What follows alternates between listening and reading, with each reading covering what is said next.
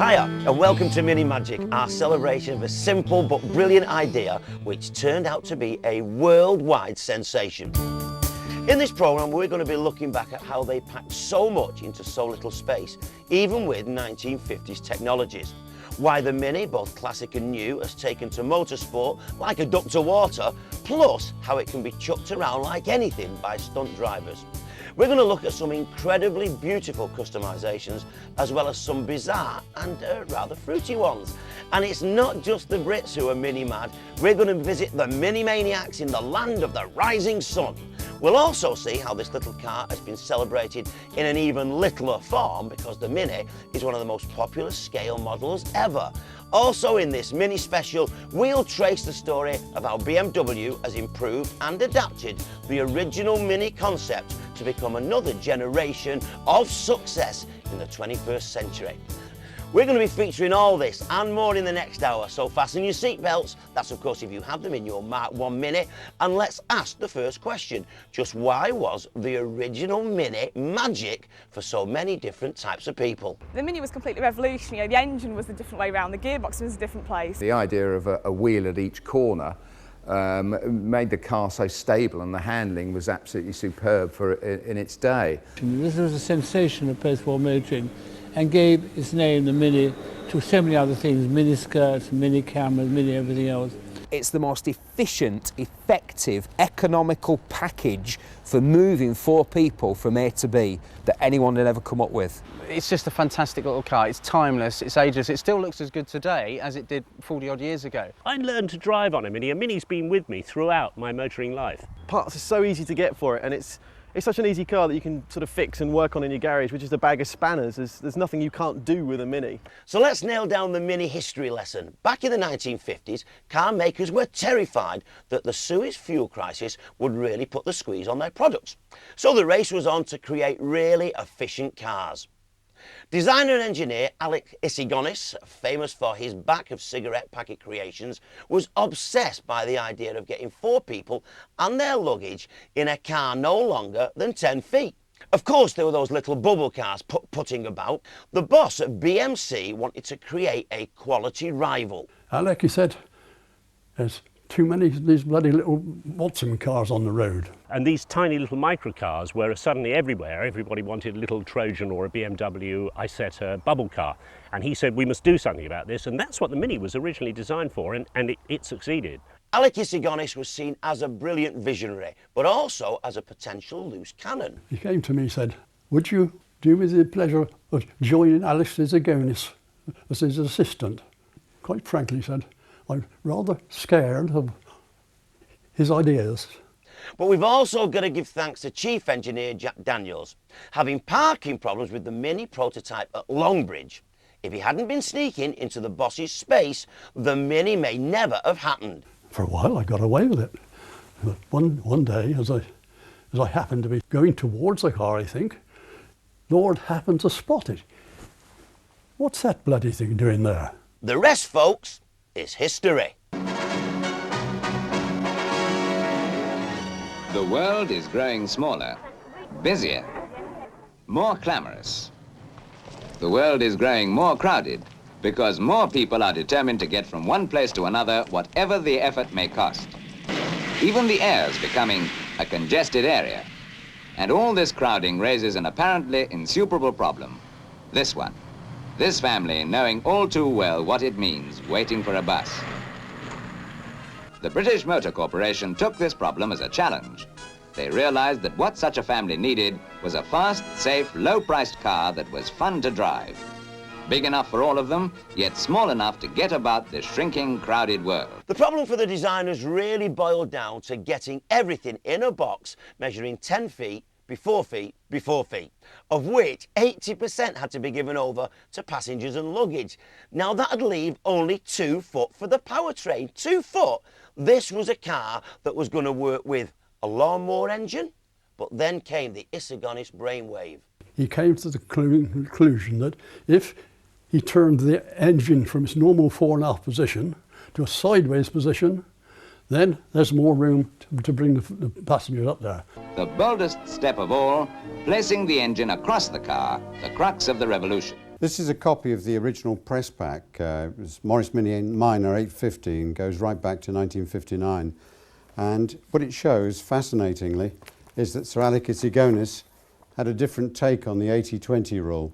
He believed that 80% of the car should be for the driver and passengers and only 20% for the powertrain. Isigonis was a genius. He created the car of the century. This car has just been voted by the world's leading car journalist the car of the 20th century. You know, he's given us 40 years of pleasure, you know, and it's still carrying on now. It was, of course, a radical design. It had a transverse engine with front-wheel drive, gearbox under the seat, and had incredible road-holding facilities. Next, a compact front-wheel drive was decided upon. And he also obviously had views on air conditioning, which together with the sliding windows showed the air slipping gently in through the front and quite easily through the rear. So on August the 26th, 1959, the Mini was born, although it wasn't actually called a Mini at the time. BMC was formed in 1952 as a merger of Austin and Morris, so it was launched as both the Austin 7, spelt like the caption, very weird, and the other version was the Morris Mini Minor. Intended right from the word go. The only basic difference was the radiator grille. Prototypes of all the components were made and assembled into a handmade body, and the first tests began. There are special instruments so that the test drivers can check performance and compare careful notes. You don't pull up for petrol very often in a car that does something like 50 miles to the gallon, even at a steady 50.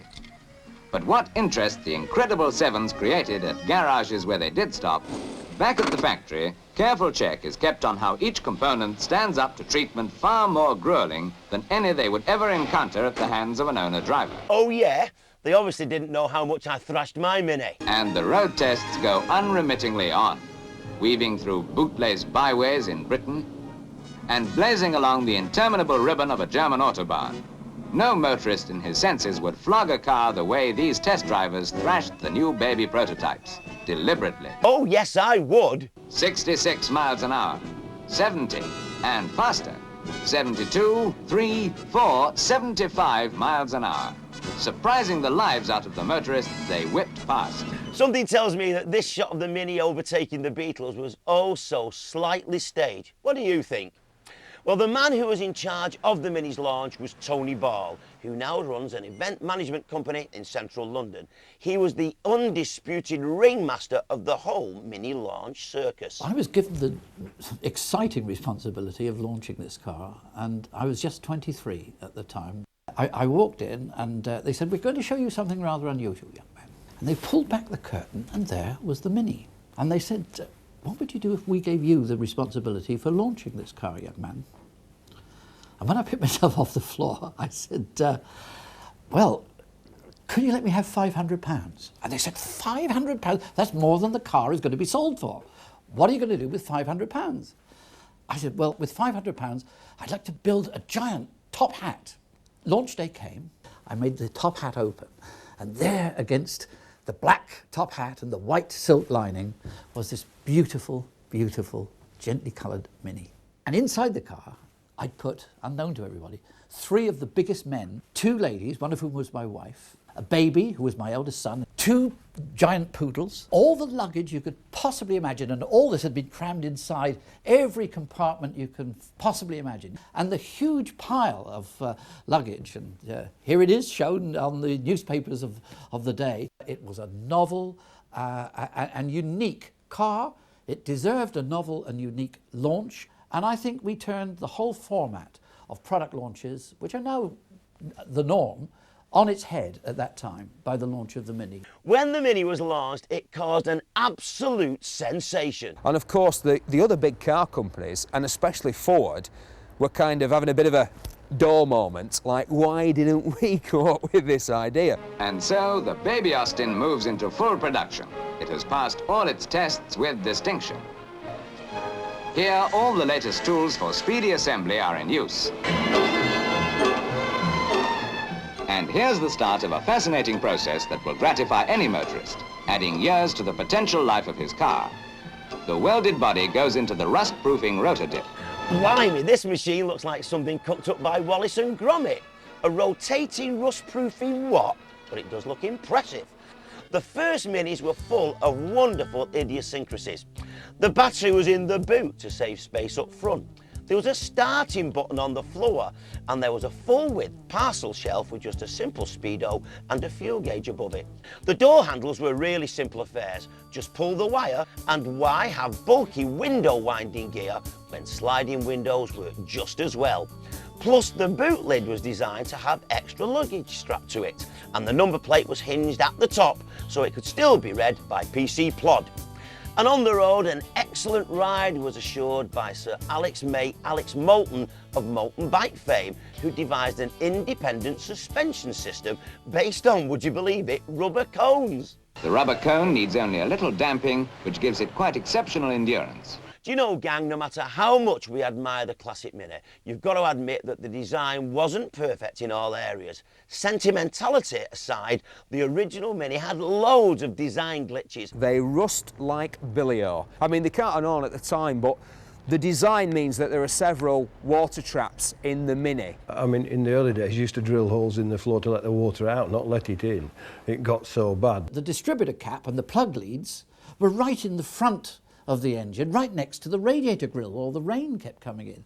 So the dampness of the rain splashing against the distributor cap made the plug leads short, but it was cured by us devising the equivalent of a rubber glove that fitted over each of the individual plug leads. The classic Mini has always had its faults, you know, the heater either blows freezing cold or boiling hot and burns your shins. You get used to the smell of petrol as you're in the car driving around, which is a normal thing. So when you then drive in a car that doesn't smell like that, you think something's wrong. I remember being stopped by a motorcycle policeman outside Ruislip one day, and he said, the reason I've stopped you, sir, is you notice it's a wet road and your car's making 4 lines on it. Because the subframe was twisted at the back and it used to crab along the road. They kind of like it when things go wrong, because it's kind of that British determination to actually, you know, keep on soldiering on in your Mini. I suppose that loving the classic Mini is a bit like loving your partner. You know what I mean, don't you, lads? She's always leaving the toothpaste cap off, and she washes the shirt that you've only had on 1,000,000 times, but you still love her anyway. If you have a fault with a Mini, it's just a Mini thing. Now listen, gang, we're going to take a short break now. Join us soon for some wacky Mini customisations, our homage to the Italian Job movie, and how BMW have taken the Mini concept forward for the future.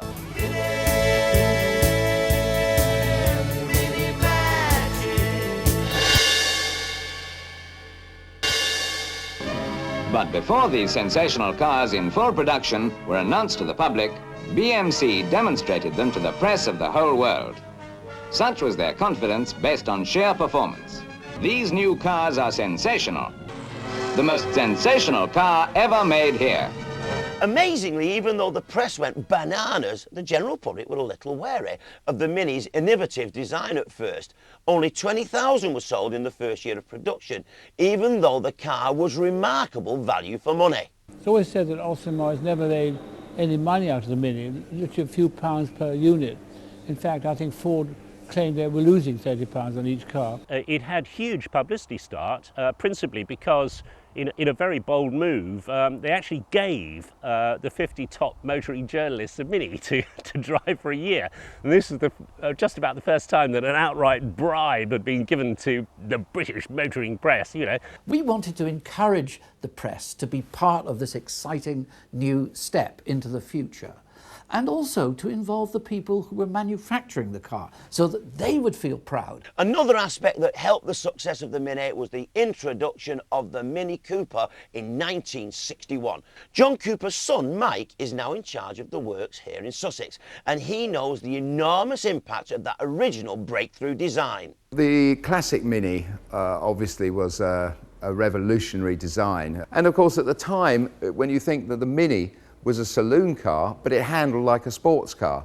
So it was ready to take on the world. And of course, in the rallying, being front-wheel drive was such an advantage in the icy and snowy conditions of the Alps, particularly in the Monte Carlo Rally. The Mini's design made it unnatural to be adapted for competitive motorsport. Obviously, in development with John Cooper and everything that he did with the car, it became a real success. The Mini must have one of the most comprehensive motorsport pedigrees of any car. It was rallied, it was circuit raced, it was one of the mainstays of rallycross, which is actually a sort of combination of off-road and tarmac racing created specifically for television. very young people can start very early with sort of cheap motorsport because of the Mini. It's you know, it's a cheap car to run and to modify. It's fantastic. We entered the car into the Monte Carlo Rally, and it won it. It won the race. It won the Monte Carlo Rally because it was so practical. The little wheels sat close to the ground. It could corner, and it could add wonderful acceleration. This is Norman Grimshaw from Cheshire, who was in the British Vita racing team in the 60s and now has success racing historic touring cars in several Cooper S's of the period. Minis are good in motorsport for various reasons. The crowds enjoy the David and Goliath act. So we're racing against Ford Mustangs, Lotus Cortinas, GT Alphas. And on a twisty track, and especially if it's damp or raining, a Mini can really sort them out. To make a Mini handle, we deliberately make it oversteer, so that as you point the nose into a corner, the rear end comes round and you can get the power on very, very early, which makes it wonderful through the corners. Now the big cars, certainly the big old historic cars, like your Mustangs, like your Cortinas, are rear-wheel drive. They can't get the power down as quickly as we can. The Mini astonished everyone as to how much space there was inside. It was a very, very clever package. But what about all that luggage? Can they get it in? If you look at the original footage of the advertising material that BMC put out on television, it always showed a family of 4. And all the picnic hamper and the luggage and everything that they could get into the car. Yeah. The door pockets, the pockets in the rear, the boot under the rear seat, under the front seats, in the front pocket. There was loads of room, but it was a little cramped, I must say. We always had a roof rack, always had a roof rack, because there was no boot space and no carrying space. Yes, they'll pop underneath too. The front shelf is big enough for handbags, and there are the door pockets too. Although it looks like a small car inside, it used to take more than a room full of equipment to and from college in that time, stacked to the roof. And we're off. But for one Mini lover who wanted to store his car inside his holiday flat in France, it wasn't quite Mini enough. It was only when we got down there, and here's the photographs of us getting into the flat, that I found that the car is wider at the front than the back, and nobody had told me that. I'd measured it across the back of the car and found out that it would fit through the doors that I'd got in, the pair of entrance doors to the flat. We opened the doors, we reversed the car back, and crunch! But we eventually, cutting a little bit more cheese paring, we finally got it done and reversed the car into the flat. And if you look in one of these other photographs, there's the car actually in the middle of the living room. At least the size of the Mini made it manageable to work on, even in an average home. And I rebuilt the engine in my kitchen. I rebuilt the gearbox in the hall, and the clutch housing was propped up at the bottom of the stairs. And my wife was deeply distressed about the whole thing. And then I put it all back together again and bolted it all up, and then discovered that the whole unit was too heavy to lift. So I got 2 of my mates round, and just as we were staggering backwards through the kitchen door, my foot caught on the edge and I tripped, and the whole thing came down on my foot. And there's one place in the world where small is beautiful, and that's Japan. And guess what? They love the Mini. In Japan, they've got a tiny packed island with huge financial disadvantages if you've got a big car. So the 10-foot Mini has gone down a storm with our Japanese friends who got introduced to the car thanks to a problem of what to fill empty cargo ships with. When the boats were going back to Japan, Mr. Botner, who was running Nissan Datsun in those days, decided to fill the boats up with old Minis.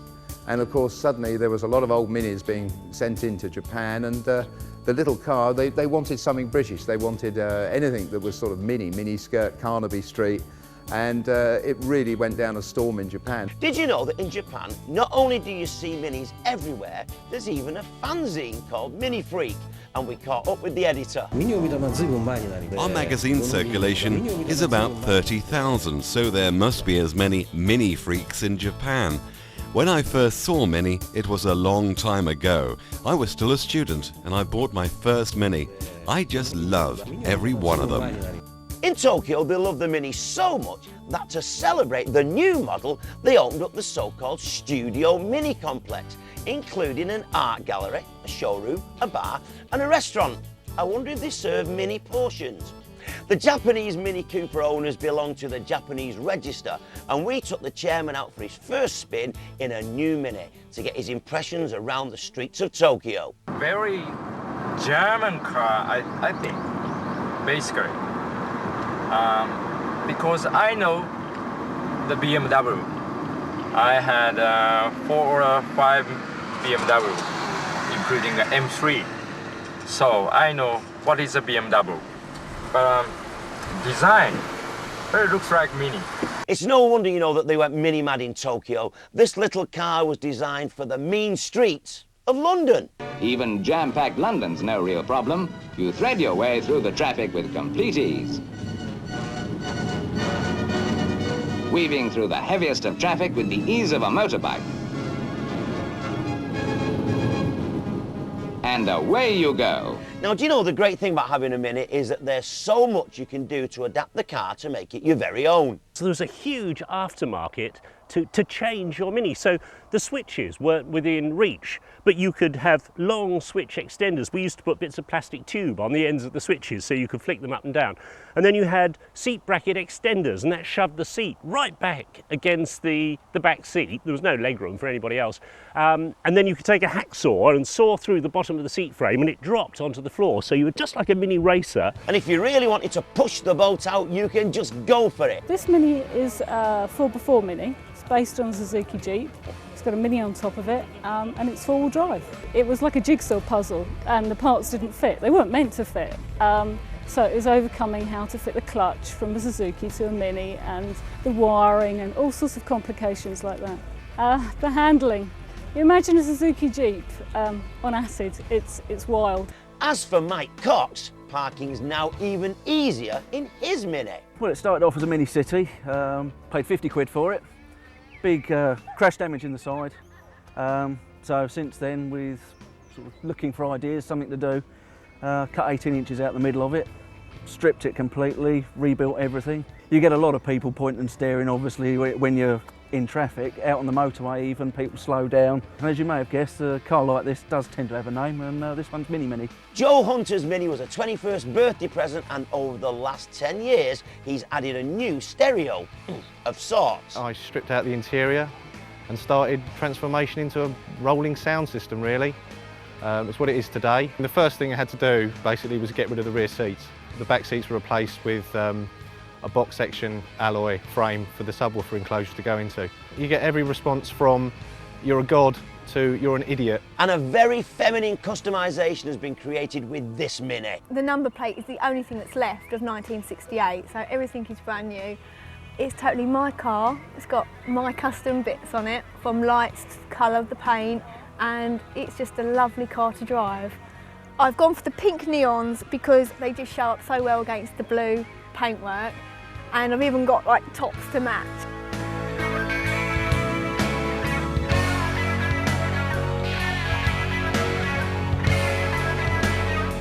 But if we wanted to see a very curious Mini customisation, check out this motorised fruit. This is a Mini. This is a 1972 Mini built for one purpose, promoting the product. It is a hugely different car. It's a Mini, Jim, but not as we know it. It's a novelty car, but it's not much novelty when you're driving it. It's slow, it's horrible, and you really, really don't want to speed up too much because huge high centre of gravity, you could run the risk of rolling if you had to hit the brakes too suddenly. Yeah, it's a Mini, but it's not very appealing. We parked it here because it ran out of juice. I didn't want to take it on the road because everyone was taking the piss. Well, it may be an orange, but at least that's one car that's no lemon. The Mini, both classic and new, is such a brilliant car for customising just the way that you want it. And Mini Sport at Burnley in Lancashire is one of the biggest outlets with ideas galore on making your Mini stand out from the crowd, both in looks and in performance. The aim of the company now is to keep this superb little car, the car of the century, of the 20th century, going as long as possible. Everything that anybody could ever want for their Mini. On the Cooper here, we've changed the interior completely. A total redesign of the seats to make them a lot more sporty, a lot more comfortable as well. This is one of our modified cylinder heads that we've just taken off the shelf, ready to go out to a client. We've gone with the silver handbrake handle, a matching gear knob. To complement the performance engine, we do a full range of performance exhausts. We've done a range of aluminium bezels. It is designed to adjust the suspension on a Mini. You adjust it as high as you want or as low as you want. The classic design rally lights on the front. We've used the classic Cooper S Monte Carlo winning and taken that design. These will fit on the tunnel underneath the heater. They're a beautiful addition to any car. Anything and everything. What great customisation ideas. And do you know, if you've got a classic Mini, you may be a little sad that they don't make it anymore. But we know of a place where they've got many of the machines from the original production lines to help keep those classic cars running.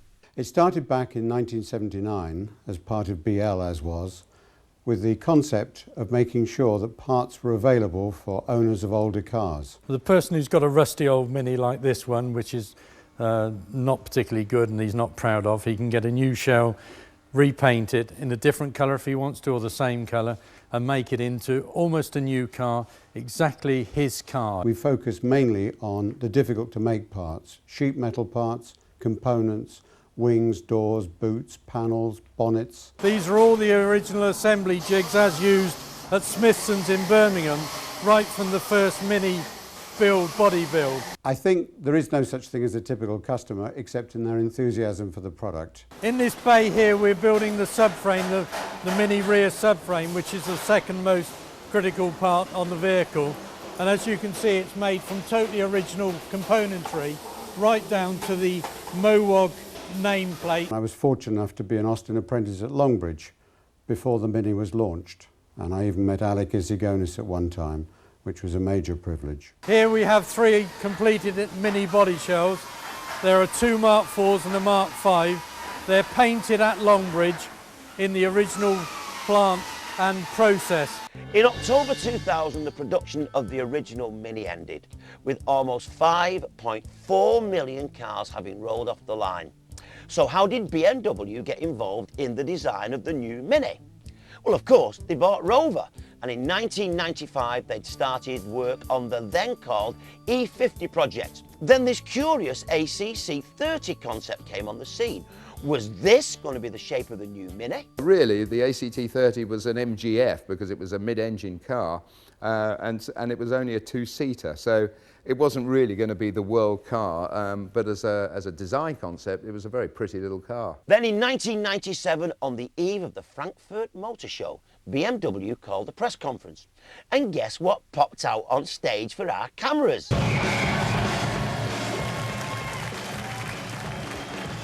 We were sat in that audience and we were absolutely flipping gobsmacked. This was the first chance of seeing the final concept that BMW had been working on. Is this a taste of the new Mini? This isn't a taste of the new Mini, Sonia. This is the new Mini. Wow. This is the real thing. This is truly a worthy successor to that great tradition that Sir Alec Isigonis started some 40 years ago when he designed the original Mini. I mean, if we come round the side here, as you can see, the car is absolutely, unashamedly sporty, and we're really proud of that. And in fact, it turned out to be our last chance of seeing it for quite a while. After the presentation, the Mini drove off that Frankfurt stage with no more photos and definitely no touching. We had around 4 long years to wait until the new BMW Mini was revealed in its full production form. It was bigger, chunkier in every way and looked drop-dead gorgeous.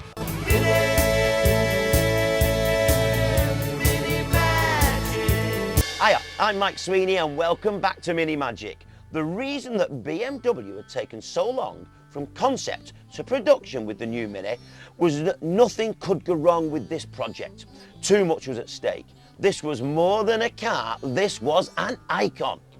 But even though it had all the distinctive design cues of the original Mini, some of the car's fans felt it really wasn't the same thing. When New Mini launched, we had a bit of a dilemma on Mini Magazine. What we tried to do very much in the initial photographs and launch press releases coming out is to stay neutral and to say, well, you know, our readers aren't stupid, they can make their own minds up, we'll give them the facts and let them do that. You know, New Mini is not old Mini, it's a different car, it's a bigger car, it doesn't have quite the same sort of grasp on a generation that original Mini had. The new Mini is a great car, but let's get it right, it's not a Mini. The same way that the Beetle is not a Beetle, it's just a golf in a party hat. I don't honestly feel it should have the word Mini, because it's a BMW at the end of the day, but it's a nice car to drive. But we mustn't get all nostalgic about this. The new Mini has been an enormous success, and nobody can take that away from BMW. I would say they confused what we're trying to do with this car. No one ever replaces the original Mini. It was an icon. I've got to say, I think it's a shame that a few classic Mini owners have poured scorn on the new model, refusing to recognise the new German design. I don't think it's a nationalistic thing. After all, if we're going to split hairs about this, we've got to remember that the original designer, Sir Alec, had a German mum.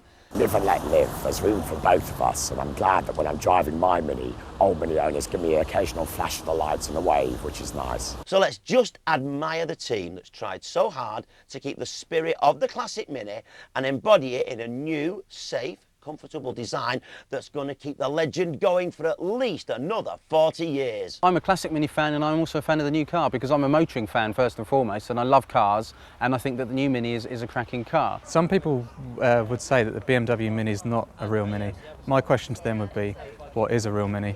The BMW Mini has all the handling characteristics of the original Mini, so really it carries all the charm factor that the original one had. You couldn't possibly design a car to go in the original dimensions of the original car because of all the safety configurations and restraints that are put on manufacturers these days. It drives in the same way sporty like the old one, but it's adult now. You have all the safety features on board, and you have more space and all the comfort of today's up-to-date car. Now there's only one little thing that I wish they'd carried over from the old Mini. The new Mini has an astonishing retro interior, but wouldn't it be brilliant if they'd brought the old green flashing stalk back?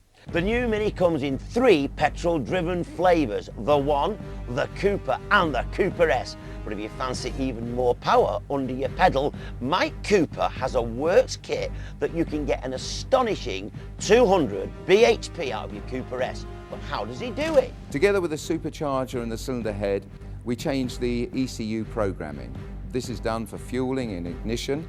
And the final element really is the exhaust system, a new exhaust system which maintains the correct back pressure, but also gives a great noise inside the car and a fantastic noise outside. Every conversion comes with its own unique engine plate. You get your own engine cover, and of course the badging that subtly tells everybody that you're driving something special. The fact that John Cooper Works has been with BMW all the way with the new Mini has now paid dividends with events like the exciting Cooper Challenge.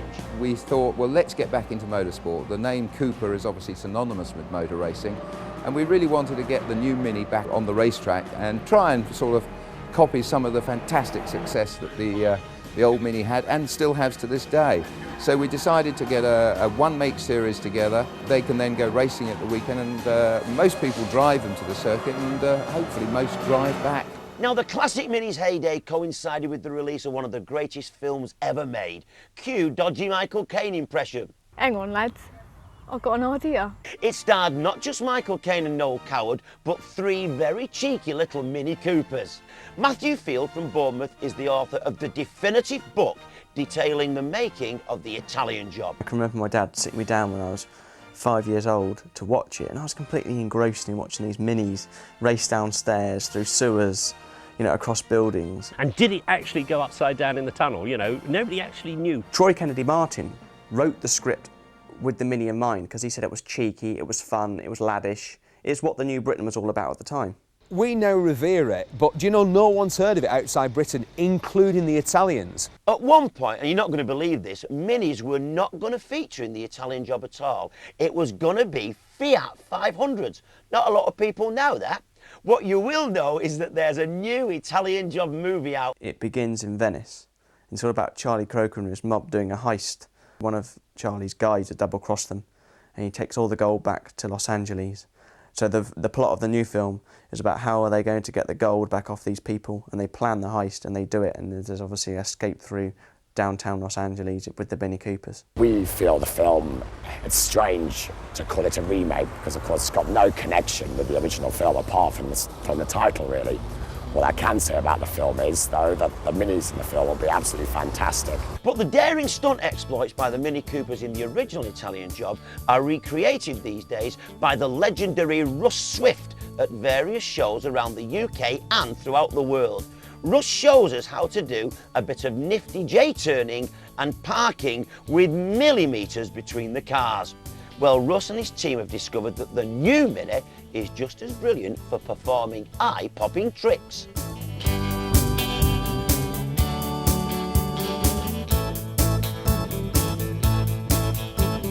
The Italian Job film inspired a young PR executive to recreate some of the scenes, as well as raising money for charity. The idea started back in 1990 when I came back from university. I was at university in Italy, and we decided we wanted to try and do something for children in need that very first year. Being a hard-up ex-graduate, I had no money and a £15 Mini. So we decided, a group of friends and myself, that we would take our Minis, there was about 3 or 4 of us, over to Italy, to this town of Trento in northeast Italy, and we would reenact a few scenes from the famous Italian Job. A small start, yes, but now Frederick's Baby has grown into a massive yearly event and has raised millions over 13 years. Because of the benevolent nature of the event, we get access to some fantastic city squares in Italy. We're very fortunate to get in there. We get access to roads up in Aosta, for example, where scenes from the film were shot. We get the roads closed for us because, again, we're raising money for children's charities. We go to Turin, for example, onto the rooftop test track, which was in the film, and that's now a wonderful hotel. So we stay at the hotel and we actually take our cars around the rooftop test track. There are Minis everywhere on one of Freddie's jaunts, with all sorts of people volunteering to raise cash. All sorts of cars, every conceivable shape and style and colour of Mini. We've had Mokes, pickups, vans, Clubman's, estates. If you'd like to take part in the next Italian Job run with your Mini, check out this website for further details. But if you'd like to celebrate the movie nearer to home, there's now a regular event in London for fans of the Italian Job. Where the original film ended, literally with the gold hanging in the balance, this event picks up from there. So the story being that the gold is now back in the hands of the Italian mafia. The key element to the whole blag is to rescue Fingers, who's managed to sidle over the wall. Fingers isn't a big lad, so it's quite a large wall for him. As soon as we're out on the road, in convoy, 6 Mini Coopers tearing across London and over to Wormwood Scrubs, where Fingers is over the wall and away with the package that contains all of the instructions that they need for the event itself. To crack the code that the mafia have put into the terminal, we need to shoot around London picking up numbers. Those numbers form the password. Open up the PDA, we get the location of the gold. The organisers give you helmets, clobber and tools to do the heist. Everybody's really encouraged to get into the spirit of things, so everyone has walkie-talkies. We have the blue boiler suits with the baseball bats for everybody, just in case things get a bit tasty. People are just stopping, staring, wanting to know what's going on, and there's just a real buzz. It's a car that brings out the devil in you. It makes you want to drive faster than you really should be. And it's perfectly tailored for the job. I've seen everything now, it's incredible. Our story comes right up to date here on the Isle of Man, the location for the launch of the latest Mini variant. It looks about the same from the outside, but there is something under the bonnet that's never been seen before inside a Mini. A diesel engine. And why not? More diesels are being sold in the UK than ever before, and it's right to offer the consumer the choice. Isigonis might have been quite impressed with the diesel because obviously the Mini was developed in response to an oil crisis, so you never know, you might have been quite impressed with it. It's a nice car to drive actually, it's very quiet, which surprised me. The turbo comes in at the start off, so there's no lag there, so it's quite a smooth car to drive. The problem for BMW was that although the body of the new Mini was bigger than the old, they just couldn't find a powerful diesel engine small enough to fit under the bonnet. We looked 18 months without any result. 1 year before the Yaris went into production, Toyota offered us to use the Toyota engine. But with a bit of adaptation, the diesel engine from the Toyota Yaris fitted well, thanks partly to the battery being shifted back under the boot. A very nice retro touch there. Plus the diesel version takes the 6-speed gearbox from the Cooper S. It's very comfortable if you are able to shift into 6th gear and to lower the revs below 2000 RPM. One way that emphasises how much we all love Minis is by walking into any model shop. We visited the Corgi Heritage Centre in Rochdale to see how the Mini has been immortalised in miniature. As far as the model world were concerned, the various manufacturers were quick to catch on and started producing Minis in model form. If anyone's thinking of starting a model Mini collection today, really, they're going to be spoilt for choice, because there's Minis available from probably as low as 50 pence up to 500, 600 pounds plus in model form. Dinky did a particularly nice Mini from I think a TV series called Stripey the Magic Mini. That is particularly rare. In fact, across the time, things that have been done for TV and film, like the Italian Job, the Beatles psychedelic Mini, etc., have proved very, very popular as far as collectors go. Now, whether it's for sport or for posing, the Mini has been great for both. And testament to this is the fact that there are 469 Mini clubs today in the UK alone. Here's a lovely example we found at Bewley of a 1965 Radford Mini. Harold Radford had a company which completely converted Minis. One thing they did to make it much more unusual was to cut away the back of the car above where the boot lid is and allow the back seats to fold flat in order that you have like an estate effect, which is what they call a Radford hatchback. That extra storage came in very useful for a certain Mr. Ringo Starr, who used his Radford Mini to cart the Beatles drum kit around in. If you want to see what you can really do with a Mini, check this out. I think the Mini, as said by many, is a timeless classic. It has a personality of its own that no one can quite put their finger on. It means something special to everybody in their own special way, and Minis have been converted in many different ways across the world. Red Bull's got around 2,000 of them across the world now, and consumers react to them in a wonderful way. It's a great car. The problem with having a giant drinks can welded to your Mini is that it's a bit of a problem in high winds. All the Minis are converted in Austria by a company called Lagermax, and basically we take out the boot and the back seats of the Mini and they're converted into a fridge. Because what we're looking for is actually, rather than the promotional vehicle, a mobile cooler. And the new Mini is a great canvas for body customisation, just like the classic. Look at these fantastic paint and transfer jobs from America. Mini USA pays tribute to the Dukes of Hazzard in this eye-catching design. This one in the patchwork colours of the classic TV series The Partridge Family. This Mini is in honour of stunt rider Evel Knievel, and I guess the distinctive white stripe gives this one away. Yep, it's what Starsky and Hutch would drive if they were patrolling the mean streets today. Listen, gang, I really hope that you've enjoyed our little celebration of this remarkable, classless piece of automotive engineering. Before we go, let's round up the reasons why this little car has made such an enormous impact on our world. It's unique for a car to survive for 40 years in production and still give pleasure to so many people today. There are something over 500,000 Minis around the world, somewhere, someplace. I think the Mini was a car that introduced more women to motoring because it was small, it was nippy. You know, it was quite a fun car, and it's probably more accessible to them than the big lumbering cars their dad had driven or their husband was driving. Front-wheel drive, an engine mounted sideways instead of lengthways, a car designed with tiny wheels close to the ground, hugging the corners as it went round. A car that looked endearing, and it does. The reason this car is such a cult and the reason people think so much about it is because it embodies the last time that the rest of the world will turn its gaze on Britain, the mid-60s, when Britain led the world in music, design, fashion, photography, film, when the rest of the world looked at Britain and said, yeah, we like this stuff, all the stuff that's coming out of Britain. And the last time that people were allowed to come through and become world famous, whether it be David Hockney, David Bailey, Mick Jagger, Mary Quant, all those people, Terence Stamp, Michael Caine, for the first time in Britain, working class people could aspire to reach the very top in what they did. We will always return to the time when this car was born because it was the most creative time in this country that there's ever been. Look, we're right out of time, so thanks for watching. I'll see you soon. Take care. Hey, and take care of your Minis. See ya. Ta-da. So more cars you've fallen head over heels with next tonight, or should that be head over wheels? It's the best of the 100 most popular cars ever, in just a moment.